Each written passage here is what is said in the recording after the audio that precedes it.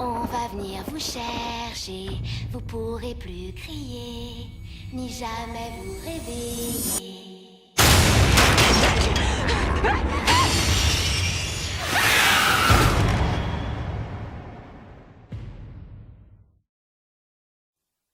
Mesdames et messieurs, membres du conseil, j'ai deux merveilles à partager avec vous ce soir. Tout d'abord, permettez-moi de présenter la prochaine étape de l'évolution de notre espèce, l'immortalité. Toujours pour le théâtre, le docteur Monroe dit cela avec les bras tendus, sa robe rouge, manteau coulant à chaque geste. Il y a un grondement collectif de l'assistance quand le rideau tombe et la forme pâle d'un homme assis fait son apparition. Les chaînes attachent ses poignets au bras de la chaise, son visage miroite étrangement, provoquant la confusion des spectateurs.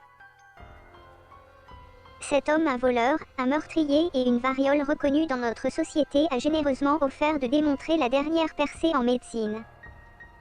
Il fait une pause, avant d'enlever un petit flacon décoratif de sa ceinture. Cela est né de mes recherches sur la xénotransplantation. Je suis sûre que vous devez vous souvenir de Sir Winston. Ils l'ont fait. Ils n'oublieront jamais le dévoilement de l'année dernière d'un corps humain sans genre, nu et drapé par terre. Ni les yeux tombants de la tête du chien de Basset qui avait chirurgicalement remplacé l'original. Pendant des heures, ils avaient regardé avec un souffle abattu tandis que la monstruosité faisait retomber de l'eau d'un plat, seulement pour qu'elle pénétrât librement par des points de suture à sa gorge, les doigts et les orteils se crispant comme pour décider d'obéir à leur nouveau maître. Le docteur Monroe sourit à la reconnaissance balayant la pièce, oui. Au-delà du rejet cellulaire, tout est venu à une chose, le secret était dans la température.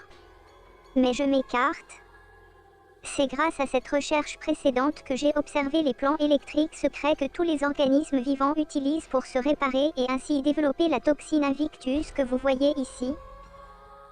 Lorsqu'on l'ingère et qu'on lui donne assez de temps pour se répandre dans le système vasculaire, il ouvrira les canaux ioniques du corps et réagira à un champ électrique. Souriant, il lève un énorme interrupteur et un énervant bourdonnement remplit l'air.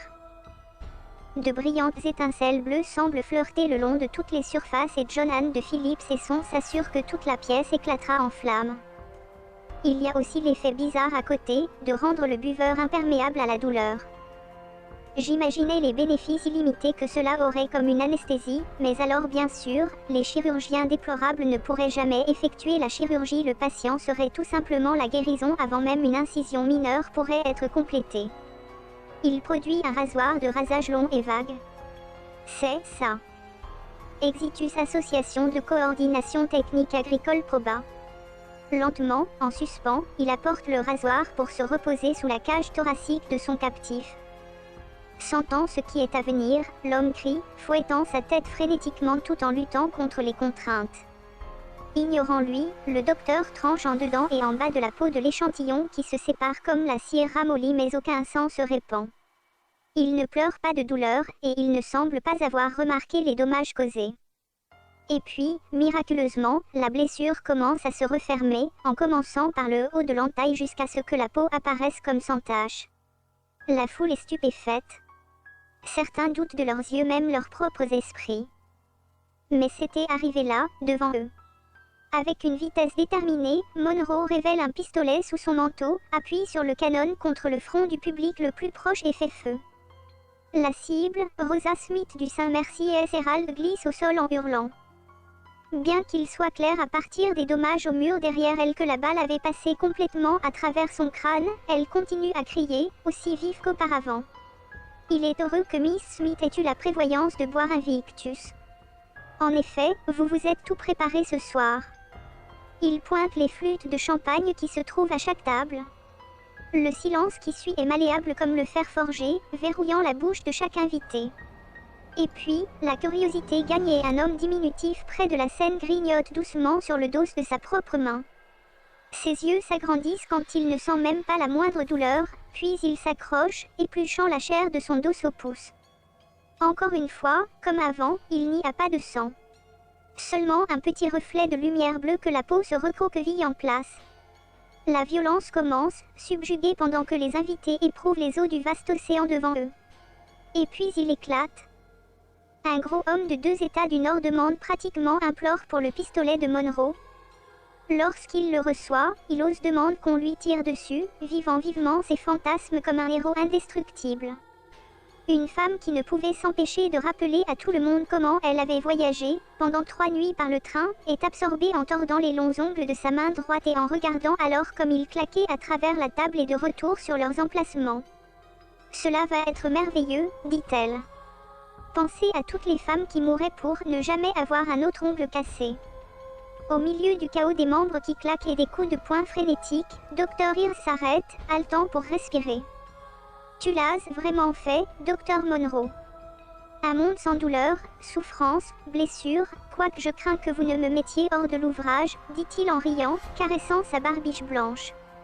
Mais vous avez dit qu'il y aurait 2 choses à présenter ce soir. Avec votre premier, comme la terre qui brise comme ceci, je ne peux pas imaginer comment vous pourriez nous étonner. » C'est alors qu'il le voit la première goutte écarlate qu'il avait vue de toute la nuit. Le pouce du prisonnier saigne. Horrifié, le docteur Ears se tourne vers Monroe. « Docteur, qu'en dites-vous? Pourquoi n'a-t-il pas guéri ?» Monroe ne répond pas au début mais apparaît plutôt absorbé dans la montre de poche qu'il tient. « Ne vous inquiétez pas, bon docteur, il a clairement dû être blessé et guéri ensuite pendant que nous l'avons retenu. Il est simplement ouvert à nouveau, environ 8 minutes après la métabolisation de la toxine. » Tout le monde est silencieux, accroché à sa parole. Malgré mes plus grands efforts, la toxine Invictus traverse le corps humain en 800 secondes. C'est-à-dire une demi-heure. Ainsi, nous passons à l'expérience finale de ce soir, un exercice inévitable. Il regarde de nouveau sa montre avant de s'incliner et de pointer vers le sujet d'essai. Comme il suit son geste, l'homme pâle commence à crier et à convulser dans un ajustement. La blessure le long de son estomac s'ouvre comme coupée par une lame fantôme. Un croissant rouge brillant tout comme le sourire de l'illusoire Dr. Monroe.